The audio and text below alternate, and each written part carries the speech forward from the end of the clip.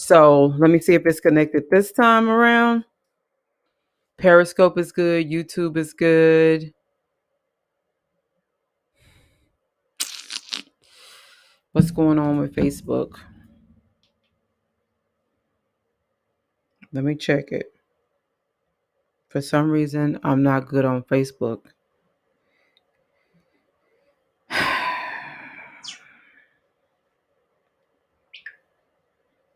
Okay, well, I see Facebook here, but I don't see Facebook.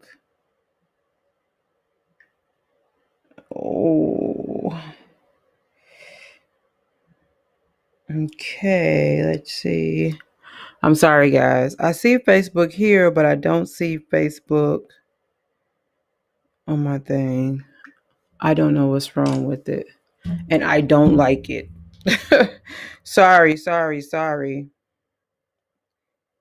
I'll have to go and delete. I have to go and delete.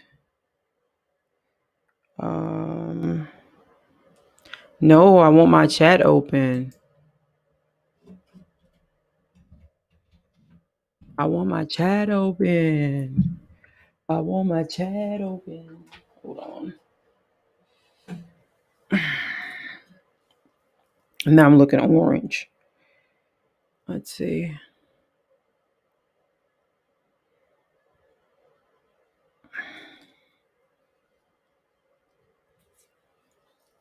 Oh, there goes Facebook. Okay. So chat is open. Sorry about that, guys.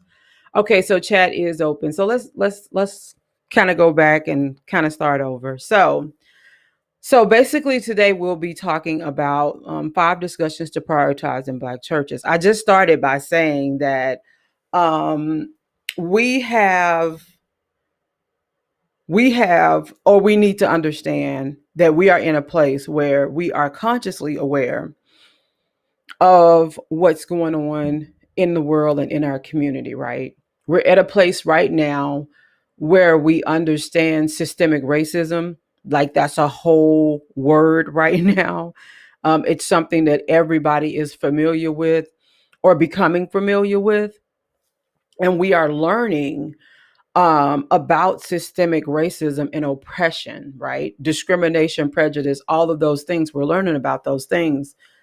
What I would like for us to do, because I realize that for Black people, the church is our cornerstone, right? Coming out of slavery and all of that, we haven't had the main thing we could rely on and depend on has been God. Harriet Tubman depended on God. She said he gave her a vision in the middle of the night or whenever, and literally gave her a pathway, which created the Underground Railroad, which we know she freed African American people just utilizing the vision that God had gave her. Quite frankly, the Bible has been one of the only things and one of the greatest things that we've had in our community, that gives us a sense of hope. It provides for us a sense of calm, right? Peace, and also some authority. It lifts us to a place where we believe we can have, we can have what we say. And I think I just busted up my mouse. Sorry. And I did. Okay, hold on. Let me stop. How did I do that? And where's the bag? Sorry, guys. Okay. All right. Sorry. Okay. So let me try to get this situated because I'm going to need this. I'm not going to stop. We're going to go ahead and continue because we're going to, I'm clicking stuff off. Oh my God. I'm going to sit my keypad over here because there's not enough room. Okay. So here we are. Sorry about that, guys. Let me reset. Let me reset the room. No, this ain't Clubhouse. So let me reset what I was saying. So we're at this point of conscious awareness where we understand the things that affect our community. We do understand that the church is the cornerstone in the Black community. So, all of those things are just a part of our existence, right? So I want to talk to us a little bit before I jumped over to this video, because the other video didn't have Facebook going. At least I thought it didn't. So I wanted to jump on here and just have this discussion about 5 discussions to prioritize in the Black church. Have you ever wondered how it is year after year after year, they are able to understand certain things about us, right? Sorry, guys. Hope I don't sound like I'm all salivating in the microphone. Okay, so how do they have us Black people all figured out? Right. So as we're moving into having this discussion about the 5 things we need to prioritize, let's just think about for a minute, how do they have us figured out, right? How do they know that by 2030, African Americans will have no wealth? How do they know that how many Black people will end up in prison, how many will drop out of school, how many are likely to get pregnant, how many are likely to, what percentage is more than likely to be at the poverty line or close to it? How do they know all of these things about us? How do they know the percentages of us who will graduate from medical school or school in general? How do they know all of this information? They know this information because of data and statistics. And they know because of one word is called projection, right? There are certain pieces, there are certain parts of life that can dictate where you will end up as a result of behavior, as a result of economic or lack of economic, financial structure. There's all this information based on environment, um, education, lack of education. All of those things kind of filter in, and as a collection of information, they are able to project where we will land or what the result will be for our future. It's kind of that simple. And so these are the types of discussions I believe we need to have in the Black church if we really truly want to elevate our communities. So I am Kathleen, your conscious coach. I'm also the author of the Conscious Book Collection. Okay. Yay! This is the Conscious Hour with Kathleen, your conscious coach. I am chosen. I'm an educator, author, speaker, and writer. And I am the author of the Conscious Book Collection, which you can see right behind my head on the wall.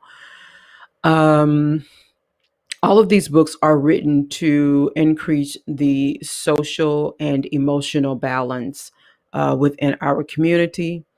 They're also written to bring us to a place where we can participate in diversity, in equity, and in inclusion, right? So we don't get left out.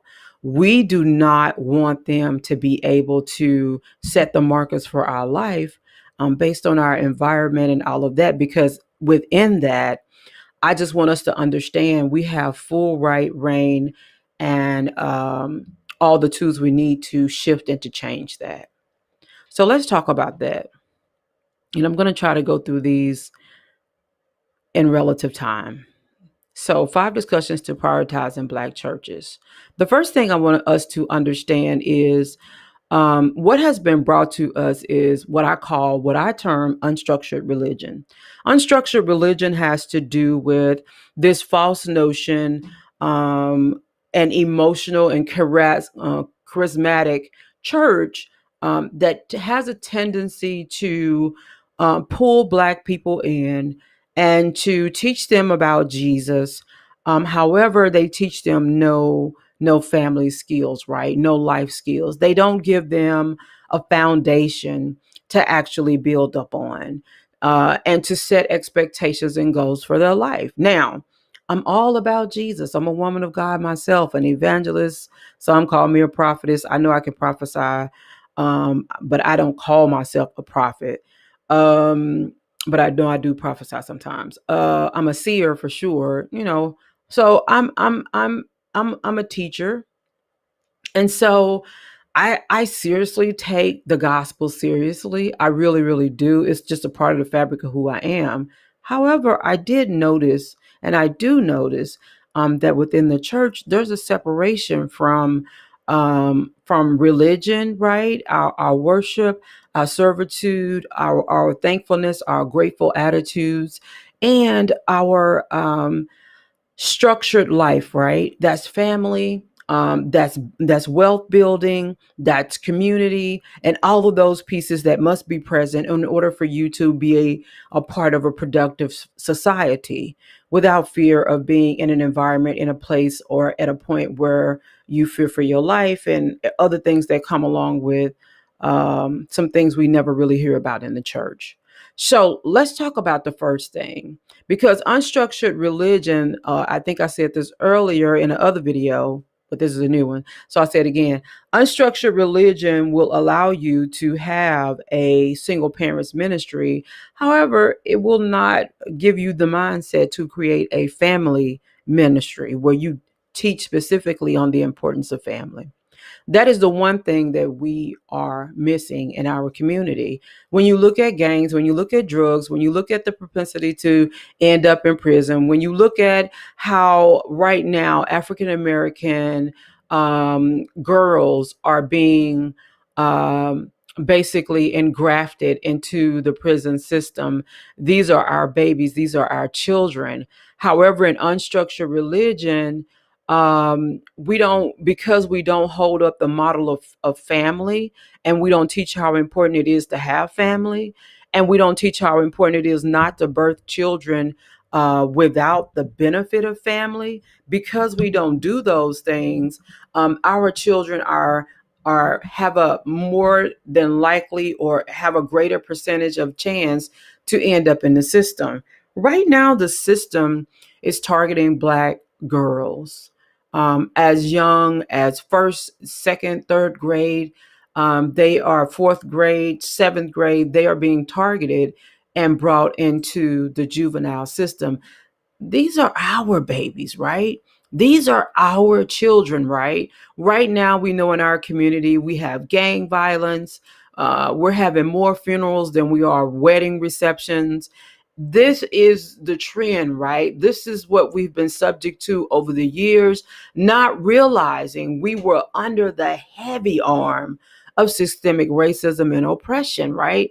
Those things take away all of the resources that we need in our community to be able to provide for our community, right? So then they don't have to stand in a prayer line and ask for deliverance, because quite frankly they have parents at home, right? Quite frankly they have people at home who are guiding them and teaching them, allowing them to grow and have these great experiences with life. But unfortunately, we live in a world where these people have us all figured out. Have you ever just thought about that? Have you ever thought about how do they have us as Black people all figured out? How do they know how many of us are going to end up in prison? How do they know how many of us are less likely to succeed? How do they know? Do they just wake up in the morning and off the top of their head while drinking coffee, they just say, guess what I know? Yeah, 40% of Black people are going to be at the poverty level. Sorry, I drank some coffee.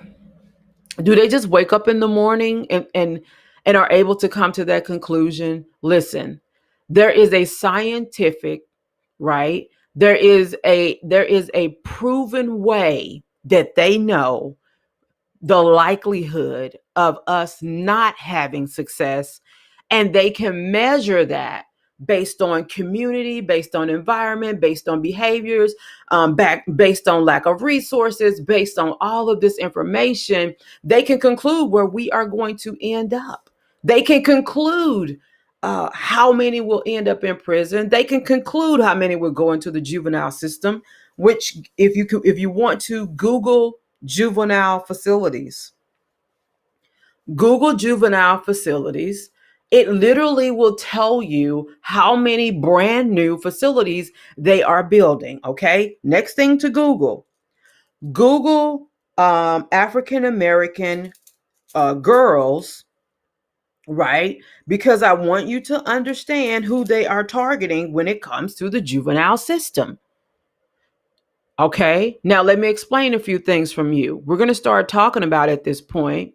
We're going to start talking about how do we as African Americans shift all of this so that we then can walk into our promise, right? As a church, as the people, as a community, how can we use that same information that they use to project and prophesy our demise? How can we use it to set us up for our future?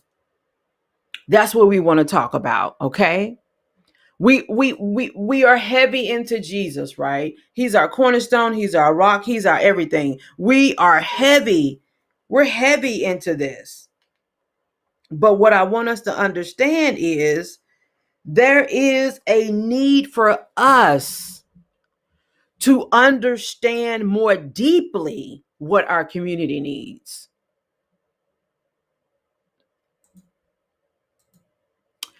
There was a paper, a research conducted by Dr. Sierra Glover. During this research, she concluded, and I didn't read the paper. I read the overview and some uh, what's the right word? I read some information about what it was all about. That's the length of what I can say about it. So Dr. Sierra Glover, she conducted some research, and in her conclusion, or part of her conclusion, was there is a way, right, for the Black family to have an impact on our own children, on our own people, and literally turn this whole system around, right? This system was created years ago. Okay. And it's still very much in place. It's still very much intact. Sorry, this lighting is just killing me. It's still very much in place. It's still very much intact. Try to turn it down a little bit. Right. And they've been using it for years. It helped a little bit. How do we break this? Let me show you. Let me go through a couple of things that I just want to share with you guys. Number one, you'll hear me talk about wealth divide. Okay. If you have an opportunity, I still haven't done the last video clip, but I have in my YouTube catalog some video about the black funnel. Okay. Let me show you what that will look like if you were to go look for it. I don't think you'll see this image, but it's about the black funnel. The black funnel is basically, with systemic racism, there are certain categories. Oh Lord, I don't want to get into that because I'm not sitting in my regular chair. Okay, hold on. Let me try to pull this up. Maybe I have it here somewhere. I should. Sorry, guys. Bear with me. Funnel, funnel, funnel. I wonder if this is it. I wonder if this is it. I think it is. I'm taking a chance here, but let me see if this is it. Nope. Okay, take that out.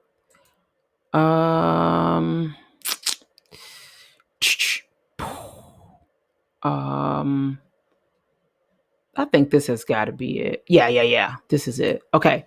So the black funnel is an imagery I came up with to help us really see and understand how they are able to capture us and continue to create white wealth, right?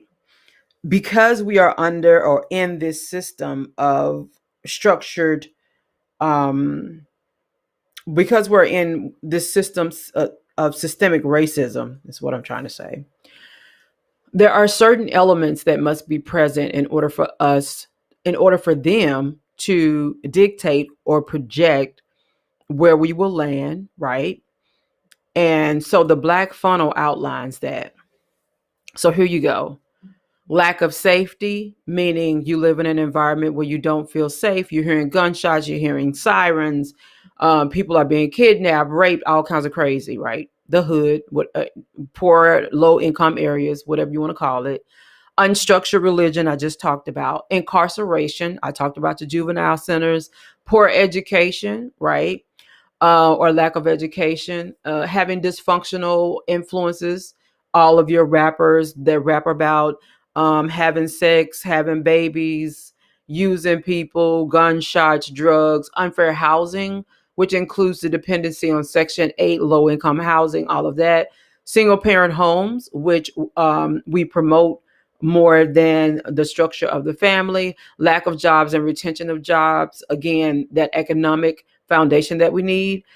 Age early mental messages. That's also going back to the rappers. And even when you're sitting in school learning about slavery and they teach you slavery as if it was something that had to happen, they teach you that slavery was something that Black people participated in, or they teach you that in slavery, Black people, didn't want to be free and they were happy with where they were, and they served with some sense of pride, white people. All of that, all of those messages are derogatory. They're not providing a good balance and a good foundation for Black people. Limited opportunities, you get the recycled results, you get white wealth. Okay. So the first thing I want us to start teaching and educating our people about is understanding what I call the wealth divide, breaking the curse of premature wealth division. Okay, so when I'm working my job 9 to 5 and I get to bring home a paycheck every week, that's my wealth, right? Though that is the part of my life where I'm able to create or make income that I will use to purchase a home, to purchase a vehicle, to purchase assets, to purchase stock shares, to purchase bonds, to accumulate things, right? Things that have value, right? Like things that if I get into a situation, if I pass away, these are things I could pass down to my children that will add value to their life, right? So you have things like jewelry, you have things like electronics, you have houses, cars, assets, right, that you can pass down to your children. I might buy some commercial property. After I buy my home for a while, I might decide to open up a business. So these are the things that contribute to your wealth as a family. It's your income, it's what you're able to bring in, is what you're able to build. These are the things that contribute to your family, that add wealth to your family, right? So when I talk about the wealth divide, I'm talking about, let's just imagine if you were to hold your arm out, right? This is you, right? This is your strength. This is your immediate family. This represents the people that live in your house. So this represents you going out and earning a paycheck. It's you, it's your wife, it's your car, it's your house, and then these are your children, right? That is the extent that I believe, that I promote, and that I am trying to share with you. This is the extent of your wealth. This is all the wealth you have to put out. This is all the wealth that you are responsible for. You are responsible for building this wealth, right? The wealth. You got health insurance, health coverage, food, shelter, way to get to work. You got transportation, all these basic things you need. Now, this is your strength. This is your wealth in the palm of your hands. The only way you do something outside of that, it would just have to be an extension, right? So if you own a house, but now you've decided to buy commercial property, buy rental property, do all of that, that's still your wealth. It's just being extended. Now, when your children decide to have children, that's wealth that then you then cross over and connect to help them build the same foundation you've already created. So this is your wealth that you are responsible for. And then you can go over here and you can help your children build their own system of wealth, right? Which gives the whole family wealth, right? Even more wealth. The problem is in a lot of Black homes, which is why 70% of our homes are single parent homes, which is a detriment to us. The problem is our wealth divide, right? Our wealth is divided prematurely. So here you are with your family that you're responsible for. You're the husband, and here's the wife, here's your car, here's your house, here are your children. One of the things that happens is one child may have a child in your wealth system, in your foundation. And so now, before the child is actually ready, you got to connect with the child and start helping the child build their wealth system. That's going to take away from the wealth that we create. It's going to eliminate the possibility of what could have been had versus what we now have to do, right? I was speaking the other day on Clubhouse, and one of the leaders or a minister or a community person, we were having a conversation, and the conversation went like, the part of what he said went like this: well, we did a great thing. We supported some single moms, gave them all kinds of things, had this big baby shower and all of that. Okay, that's good. They need to help. We already know that. My thing is this though: why aren't we positioning ourselves, right, to help young women and young men understand how wealth is supposed to be the foundation and divided at the appropriate time? Because we all know that being a single parent is a direct route to struggle, right? It's a struggle story.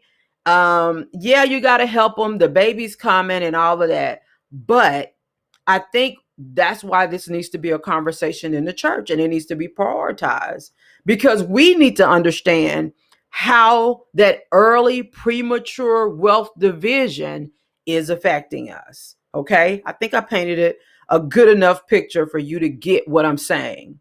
So I'm not going to belabel that. So the next thing I want to talk to you guys about, I'm so glad you're catching on, by the way, is emotional healing when it comes to the church, setting the emotional balance in its proper place. Okay, coming to church is not supposed to be therapy.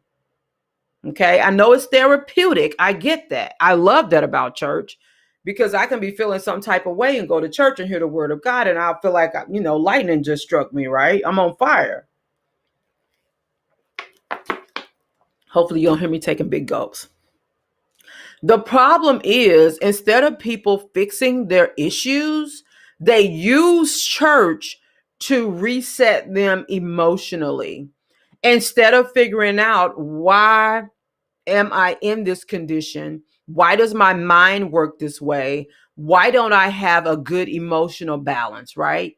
Why am I getting into relationships that do not benefit me? Why am I dependent on someone else to make me feel good, make me feel right, to make me feel desired, to make me feel anything? Why do I have this heavy dependence, right? Because coming to church is supposed to be about Jesus and you becoming a disciple and believing in Jesus Christ and going out and teaching people to do the same thing. Another part of it is also, having your mind right, right? He said, let this mind be in you that was in Christ Jesus. A lot of scriptures are about the mind, right? Think on these things that are lovely, things that are just, things that are of a good report. If they have any virtue, if they have any praise, think on these things. I think that's Philippians 4:8. So you have all of this care, right, from God to let you know your mind has to be right. He says, with the mind that we love God, is the mind that we serve, is with the mind that we serve God. And so the mind is really important. But when you have emotional trauma, right, you have no father in the home, you have no mother in the home, whatever your emotional trauma is, whatever your emotional false attachments are, whatever that imbalance is, there's a real need for you to figure out what that thing is. So then church doesn't become a place of therapy to the point where you're not really progressing, is what I'm trying to say. You feel me? Like, put that in its proper place. If you're coming out of a divorce, okay, get you a therapist, join a group so that you can be healthy, have healthy thoughts, have a healthy life, and not be toxic to your children, not be toxic in your community, and not be toxic to yourself. That's a real thing. Like, you have to make sure you're fixing the things that need to be fixed and putting them in their proper place. If you've gone through divorce, if you're from a single parent home, if you've been through abuse, if you're a person that's depressed, right? Think about suicide all the time. If you're a person that overeats and you're just generally unhealthy, of course, the word says, I want you to be in health, even as your soul prosper. I want you to prosper and be in good health. So don't be afraid to fix your emotions, right? Don't be afraid to heal on any level. The next thing, I think you guys got that. You do. I felt that. I felt like I transferred the message. Okay. I think I transferred it well. The next thing is the unprivate pain, right? Removing the pain stigma and rejecting the purpose attached to it as normal experiences. Look, we're African Americans. We've grown up in a country where, quite frankly, pain is expected, right? They expect us to endure pain. They expect us to be strong Black women. They expect us to go through hell. So, just to put it literally, they don't expect you to get treated well on jobs, and they expect you to be okay with that. They don't expect you to succeed in life, and they expect you to expect that you won't succeed in life. These are expectations. These are things that are normal, and these are things we should not normalize. We should not normalize the phrase baby mama and baby daddy. We should not normalize the phrase expect all men to cheat. We should not normalize things that bring us any form of pain or dysfunction, and then try to wrap it up in this sweet little donut called purpose. I totally reject that. I don't like it. And I think it sets us up to be comfortable failing. I think that's all it does, because we get to share this and everybody gets emotional and everybody can relate. It's kind of like gangsters, right? And the whole hip hop, which I'm not going to get into that. Started off hip hop with sending a message to let people know where Black people were and what we were suffering. And then they turned hip hop into a message of that, of course, is relatable, because if you grew up in the hood and you grew up poor, yeah, you can relate to the whole story of like a Tupac, where um mama, don't you know I love you, sweet lady. He rapped about all of this stuff about the hood and what it was like all rappers do. And we can relate to that, because if I grew up in the projects, right? Well, first I had the experience of growing up in a home that my father built, and we pretty much had decent money. And he built it on land that his father left him. And so, I seen my dad get a new truck, get a new car, and us have nice things. We dressed in the best clothes. Before Black folks knew what polo was, we were wearing polo. Do you guys remember Duckhead? Um, all kinds of stuff I can call out, but we were wearing, Eastlands. Y'all don't know about no Eastlands. All that Nike, all this stuff.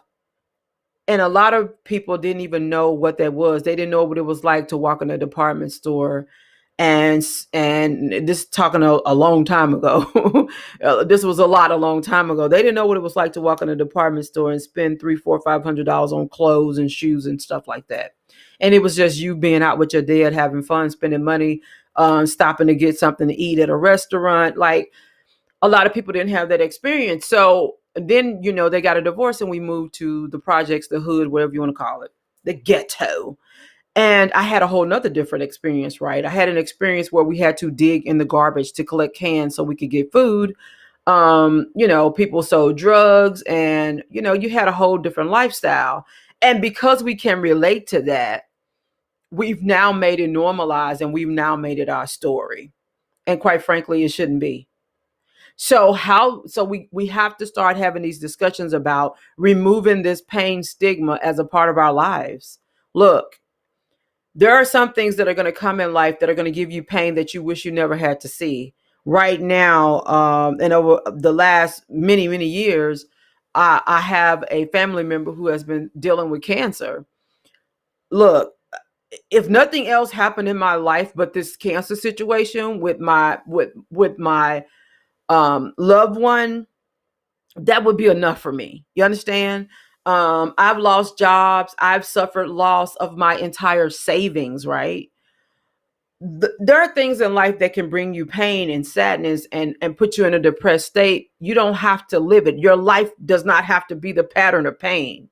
And so we really need to speak to removing that pain stigma and rejecting the purpose attached to it as a normal experience. Can you see where I'm going with that? So it's like, yeah, I'm gonna leave it right there because I start explaining stuff I already explained. The fifth thing is going to, not the fifth, the fourth is signals of trauma. Have you ever evaluated your church? Have you ever evaluated your community? Have you ever evaluated and thought about what people are going through just based on the fact that that they are coming from a single parent household and how that's going to affect them? Have you ever thought about how the children in your community, most of them, their parents, excuse me, in some communities, their parents don't earn $50,000 a year or $30,000 a year, or God forbid, $25,000 a year. Um, do you know they can't afford school supplies? They can't afford a Chromebook. They cannot afford probably a laptop, right? They can't afford glasses. They can't afford to go to the doctor to check their hearing, right? And so how often do we evaluate our communities in terms of signals of trauma? Are you evaluating your congregation? Do you know what their needs are? Do you know the resources that you need to be trying to pull into your church? For example, promoting education. I mean, at the general basics of this, promoting family and education can really move us into realms we never even thought of. There's no way if I had a church that I wouldn't get up every Sunday morning and preach the importance of family. Like, there's just no way I wouldn't do that, because if you have a family intact, that family is the support system that every person needs, right?